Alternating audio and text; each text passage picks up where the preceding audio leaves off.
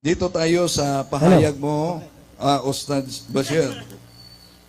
Ginamit mo kanina ang aklat na sinamba si Santa Maria, therefore dinyo siya. Tanong,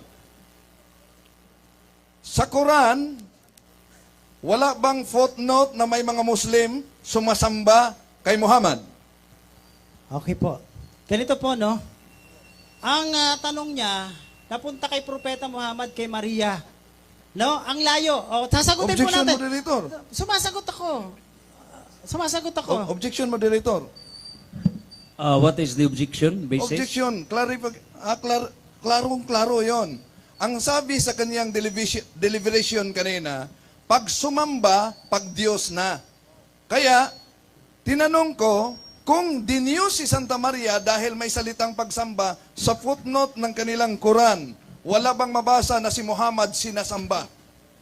Okay, the moderator would like to rule that the issue is pag sinasamba, there is a description na a conclusion subject for rebuttal na maging Diyos.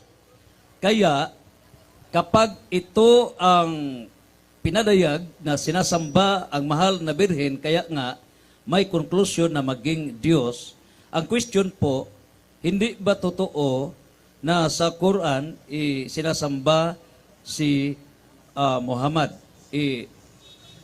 Please clarify whether it is true, a categorical question. Proceed. Okay, ito ang question. Dahil sa nilatag niya kanina, na ang salitang pagsamba pag Diyos na, therefore si Santa Maria din Diyos na. Now, bilang debater ng Islam, alam mo ba na kahit sa footnote ng Quran ninyo, may mga Muslim sumasamba kay Muhammad? Okay, ganito. Sasagot po ako. Okay. Wala pong matinong Muslim. Sino po sumasamba kay Propeta Muhammad? Dahil malinaw ang katuruan sa pananampalatayang Islam, ang Allah lamang ang karapat dapat pag-ukulan ng pagsamba.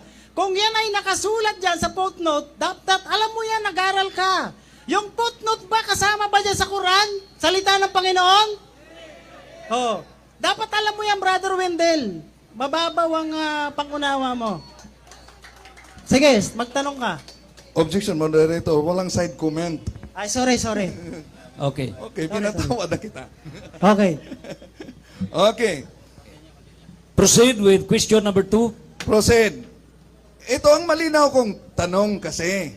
Hindi ko tinanong moderator kung ang footnote hindi kasali sa salita ng Diyos sa Quran. Ang tanong ko, kung ang definition mo ng pagsamba ay pag Diyos na, si Santa Maria, sinamba dinyo siya, alam mo ba, bilang isang debater ng Muslim, na sa footnote ng Quran ninyo, may sumasamba kay Muhammad? Okay. Okay, ulitin ko lang po, linawin ko lang ulit, mas malinaw po. Kaya nga po, wala pong Muslim na sumasamba kay Propeta Muhammad. Bakit? Dahil wala namang nakasulat sa Quran eh. Kung may footnote dyan, yan ay pinuputol mo lang. Pakibasa mo, Mr. Moderator, yung Quran. Yung footnote na sinasabi niya. Oh. Request siya, moderator. Sige.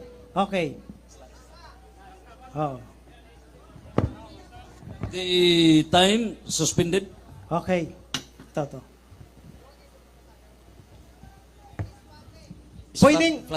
Pwedeng buo para at least paki-explain na rin sa mga audience natin. Ako nahahawak. Okay, ako lang. On the morning when the prophet died, Abu Bakr came into the mosque at Al-Madinah and found the people all distracted, and Umar telling them that it was a sin to say that he was dead.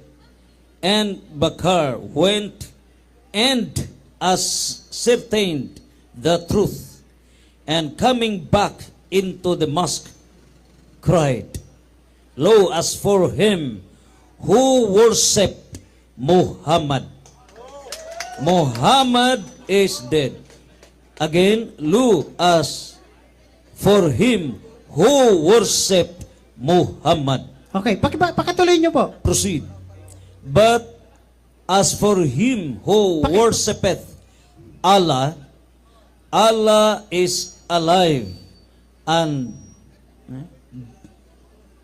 death not.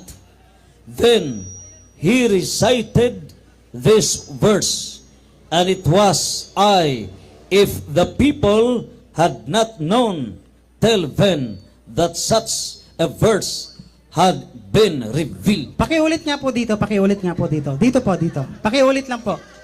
Pakiulit lang po. Sige. Ito po, for him. Ito to. And it was as Ito po, for him. Okay. Para For maintindihan nila. him, Okay. for him Okay. who worshiped Muhammad. Okay. Period. Saglit lang po. Muhammad Okay. is dead. Okay, Muhammad is dead and But as for him okay. who worshiped Allah, Okay, Allahu Akbar. Okay, okay. O sige. Allah is alive. Okay, okay. Mashallah. Sige. Proceed. Okay. Paki-explain mo nga, Mr. Moderator. The moderator has no role to explain on both sides. Okay. The moderator has only to rule on Okay. both sides. Okay, sasagutin Proceed. ko po. Sasagutin ko. Tanong. Sasagot ako. Sasagutin ko po yun. You Oras have the ko. floor. Yes, okay. Unang-una, maliwanag po yung nakasulat. Kung sino daw ang sumasamba kay Muhammad, si Muhammad ay patay na. At kung sino naman ang sumasamba sa Allah, ang Allah ay nananatiling buhay.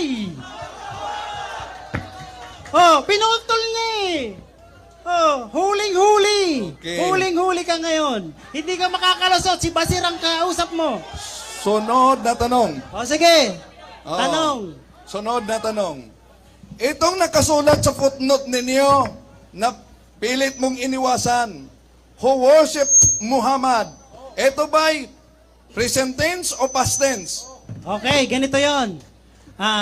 Yan po ay pinapakita dyan nung kay Propeta Muhammad, nung siya po ay namatay na, may mga tao na nalungkot sa sobra at ayaw na nilang mag-ibada, magsamba. Kaya nga, sabi ng isa, si Abu Bakar, sabi niya, kung kayo ay sasamba sa Allah, si Muhammad ay patay na, pero ang Allah nananatiling buhay, kaya dapat siya ang sambahin. Maliban sa kanya, wala nang iba. Yan ang Moderator. maliwanag. Oh. Moderator, ulitin ko ang tanong. Ang binasa ng moderator ay nagsabi, for him who worshiped Muhammad, Oh. ang worship na ginagamit dito, present tense o past tense? Oh, ganito yon. Kasi nga po, yung sinasabi po dyan, lumapit ang mga tao kay Abu Bakar. Yung unang kalipa. Ngayon, sabi niya, kung mayroong sumasamba kay Muhammad, si Muhammad ay patay na. Pero ang Allah, buhay siya, kaya dapat yun ang sambahin natin. Hindi ang mga tao inuutosan na sambahin si Muhammad. Para maintindihan mo, malinaw yung nakasulat dyan. Okay. Huwag mong balaktutin. Sunod na tanong. Proceed with the next question. Moderator, dahil din niya sinagot categorically, yung ginamit dito, for him who worshiped Muhammad, ang worship ba dito, ang worship ba na ginagamit dito, past tense o present tense? Ganito yon, brother. Kasi yan, unang-una, nakalagay yan This dyan, is ang liwanag. a- Okay, this is categorical, and then you may answer it past tense or present tense, and then you can qualify. Okay. Yung pangyayari kasi na yan, unang-una, para maintindihan natin, nung panahon ni Propeta, ni Abu Bakar, kasi siya na po yung naging kalipa, namatay na po si Propeta Muhammad. No? Hindi nangangahulugan na sumasamba ang mga Muslim sa panahon niya. Kaya lang yung mga tao, nalungkot sila dahil nga namatay na ang Propeta Muhammad. Hindi yan sumasamba kay Propeta Muhammad. O sinong tao ang sumasamba kay Propeta Muhammad? Pakibasa mo dyan, kung meron dyan. Sunod na tanong. Itong nakasulat na sinabi, for him who worshiped Muhammad, Ang ibig sabihin dito, worship, hindi sinasamba. Ganito yon. Unang-una, walang Muslim nga nasasamba kay Propeta Muhammad. No? Ang sinasabi diyan, hindi sinasamba talaga si Muhammad. Yung panahon na yon, nalungkot yung mga tao dahil sobrang lungkot nila, namatay na si Propeta Muhammad. No? Kaya nga sabi diyan, kung sasamba kayo kay Muhammad, patay na siya. Pero kung sasamba kayo sa Allah, ang Allah palaging buhay at kailanman hindi siya mamamatay. Yan.